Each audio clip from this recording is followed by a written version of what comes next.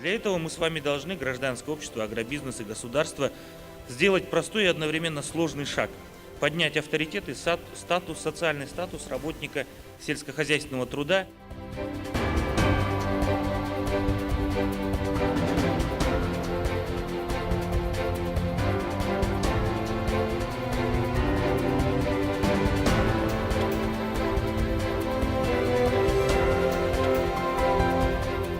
Почему они уезжают? Да потому что сегодня, смотрите, у всех дети, пожалуйста, кружки есть.